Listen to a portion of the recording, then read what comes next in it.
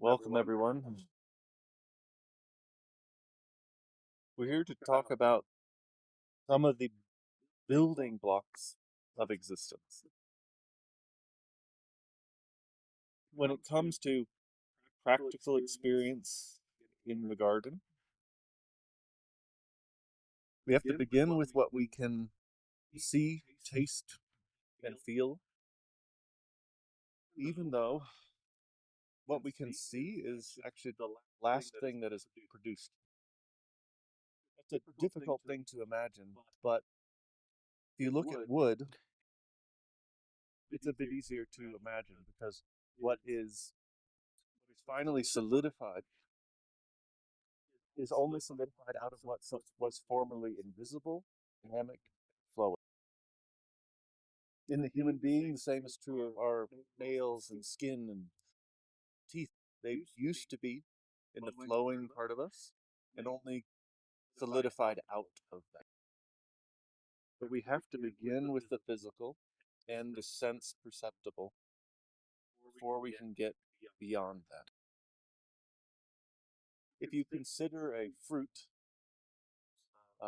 first part that is obvious is the color, the texture, the skin.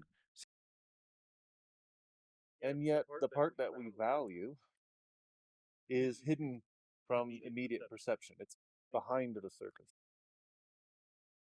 But if we want not just to look at the fruit and not just to eat the fruit, but also to grow another one, we have to get beyond the immediate appearance, beyond the part of it that is immediately useful to us, the fruit, beyond, and then to the seed itself. And if we want to study the dynamics of life itself that's hidden in the seed, that's another depth, another layer beyond immediate perception. One of the essential things about biodynamic agriculture is that appearances are not illusions. That the fruit appears a certain way and it has a meaning to communicate. The task is to look at nature more as iconography than Maya. Each phenomenon, each living phenomenon, is a window or a portal through which we can see the expression of the formative world that finally materializes. That there is a meaning to the color of something that is sulfurous and to something that has a particular color in the fruit. When we begin on the farm, practically speaking, we begin with the dirt itself. And if the earth is tired, deadened, it has become hard. When we first started farming, the soil was completely compact. During the summer, even the weeds would not stay green. So when we begin with the soil, because we have to think about what happens if you leave the dead mineral world to itself. Because if you take any soil sample and even if you just vibrate it gently, it settles and compacts. The thing about the dead mineral world is that it has virtually no power to grow against gravity at all. So left to itself, gravity takes over and it is collapsed. The biodynamic gardener, Alan Chadwick, was asked in a television interview what the biggest problem in the world today, and he didn't say one of the expected answers of pollution, food scarcity, water, overpopulation. Instead, Alan Chadwick said that the biggest problem in the world today is compaction. When the soil is compacted, air can't get in there, and when air can't communicate into the roots are stunted, and they cannot access the nutrition that they need. You can imagine something similar in the human being where if we do not chew our food thoroughly, we don't have access to the surface area or to the nutrition in the food. That there's a similarity to constipation in animal and compaction in the soil. So a paradoxical first step that is necessary for no-till farming is that you must deep rip in the soil. You must open it up in a mechanical way so that it can breathe again. In principle, no-till is a nice idea. Permaculture is a nice idea. But if you have soil that has been abused, it must first be loosened. There are multiple techniques for this, but a tool for a gardener is a broad fork.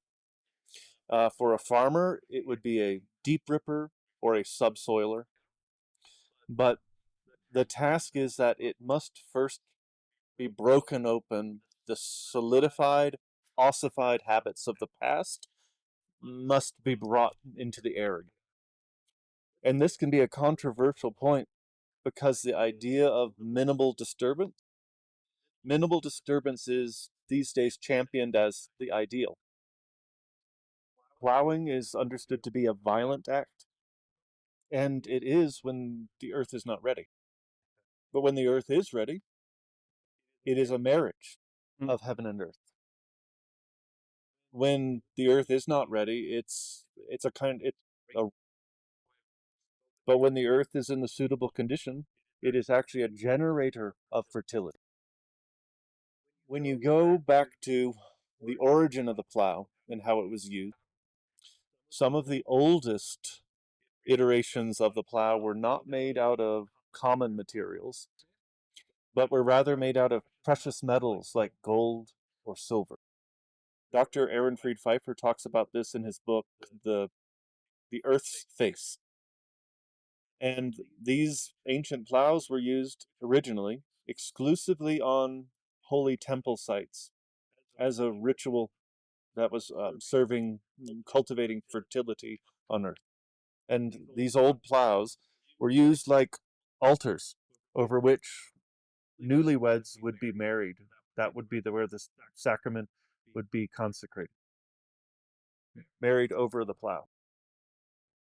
So rather than in front of a temple at a church, at an earlier time, it was over the plow. So eventually we do have to think about not just the physical process of opening the earth so that it's receptive, but also remineralization. But the most vital aspect of working with this earth element is that air must be brought into it, the opposite element. And that when we open the earth so that what is much deeper can rise to the surface and the air can reach down into the depths, we create conditions of heightened upward drive, of levity, which has this kind of volcanic tendency, which helps with greater production, the drive for life, and greater vitality in food. And it may only be once a year, but what is split apart comes back together again and is broken apart again. So we're all familiar that the leaves of plants breathe in carbon dioxide, breathe out oxygen. And yet the roots of plants inhale oxygen. And this is why, if the earth is not properly loosened, properly breathable, everything else about the plant is stunted. In the human organism, you might imagine that it would be like if the brain were stifled during development. It harms not just the head, but the expression of the whole organism. So this is why every year, for annual plants, precisely because they are annuals, the soil must be opened at least once a year. My favorite time to cultivate the soil is before our rainy season. Because when I allowed there to be deep channels of air into the earth element, that means when rains do come, They go down through those channels 2-3 feet into the soil. And then even when the topsoil dries, there's a reservoir, a secret reservoir retained of water through the growing season. When it comes to perennial plants, like the trees around us, that's much more difficult. But that is why when first establishing grapes or an orchard, you must make a much bigger hole than you imagine you need. We know someone on the Eastern Shore near where we live whose grandfather wrote a book on creating orchards. And while this is not something I can recommend, he fully understood the problem of compaction. And he has a diagram in his book of how to fix that. His solution is to drill down 6 feet into the ground and to use dynamite. Yeah. Yeah, dynamite's for organic gardening. Because when there is an explosion deep in the subsoil, the soil heaves. It doesn't blast out. It just... Now, farming is already a dangerous profession, so I don't recommend it. Well, can you repeat that, man? Farming is already dangerous. But that is what a subsoiler does. When you use a subsoiler, you do it when the soil is dry. The reason is that if you do it when the soil is wet, it smears. It comes closed off. It becomes like terracotta. And then you just have channels and then solidified, impermeable walls. You never want to use a subsoiler when it's wet. But broadfork, it's a little different because it's gentler. But it depends on the soil. Some, if it's a heavy, sticky clay, very careful. If you have a sandy loam, it's much more forgiving. But when you use a subsoiler when it's dry, the metal shanks underneath hit these hard parts and explode them like dynamite. And we use a subsoiler. The shanks are 26 inches. So it creates very narrow shanks on the surface so air can go in and water. But I can put the cows out the same day because it doesn't disturb the sod of grass. The idea is to explode these hard clods under the soil so that there's light, fluffy, airy soil under the roots of grass. And this again is because roots of plants need oxygen. Now, there are certain elements on the periodic table that are more important than others. Chief among those is going to be your pH, whether it's acid or alkaline. There's a book by Steve Solomon, The Intelligent Gardener. And in that he says, if you get your calcium-magnesium balance right, your soil develops an integrity, but a fluffiness that, in his words, you should be able to drive your truck over your garden beds with no compaction. So balancing pH is not just about getting your plants the right nutrition. It's also about maintaining the tilth, the airiness, the structure of the soil. So if you did nothing but get your calcium-magnesium ratio balanced, particularly according to the work of Dr. William Albrecht, you've done most of the work in terms of mineral balance. And that may seem simple, but when that's balanced, nutrients are available when they need to be, structure is improved, and all of your plants develop better. Another key limiting factor is phosphorus. Because if a plant does not have phosphorus, it will sit there for 5 to 6 years and do nothing. In English, we use the term, we call it languishing. They'll just be there like they're tired. They have no motivation.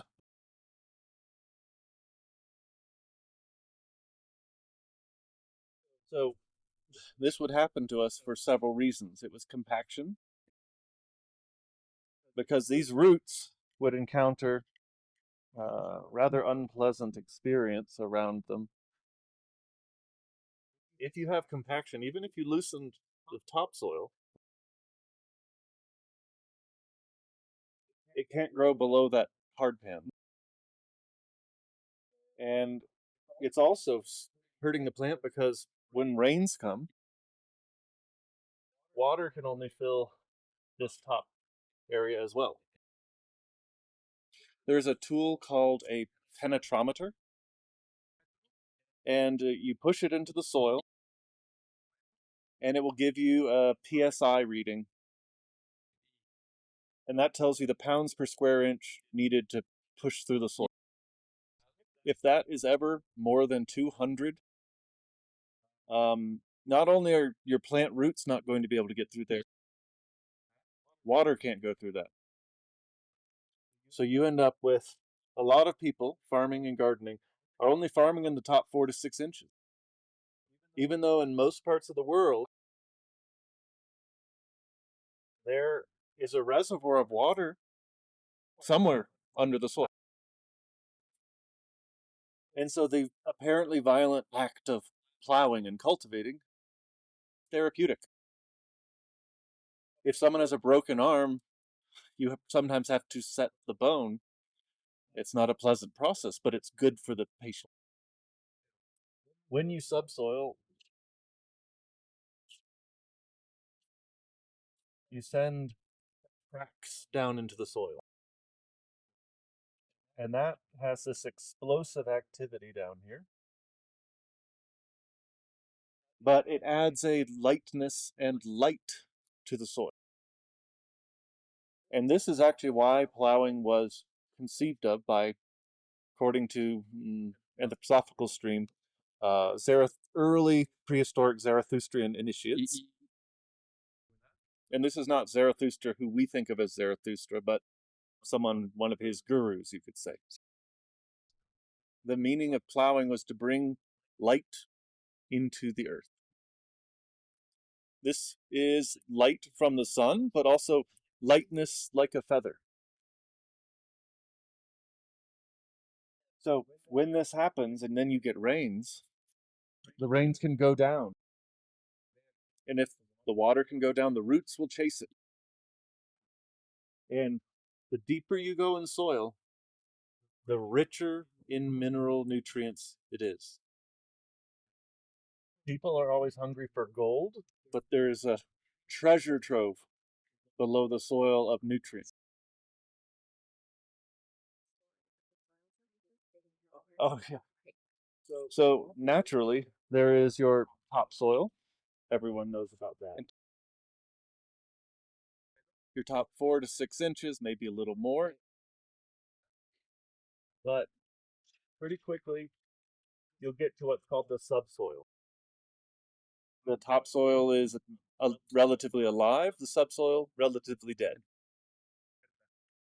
This can be called horizon A, the other horizon B. And there's usually a pretty clear line separating the two. We had a soil scientist visit our farm. It was a good season, and he chose a good bed to dig in. But he wanted to show his son horizon A, horizon B. The problem is he couldn't find it. Because he kept digging, and you couldn't find that line. And that's what we want. We want the living layer to just keep deepening till you can't see where one begins and the other ends. Because biodynamics is all about the dynamics of life, which means overcoming gravity, which things that would just normally fall and collapse. And that's why we have to open it first, so that the layers can begin to communicate again. But that's mostly this. I'd like to open it up to questions and continue the conversation because there's a lot more we could talk about here. Sí, Are there any specific y questions?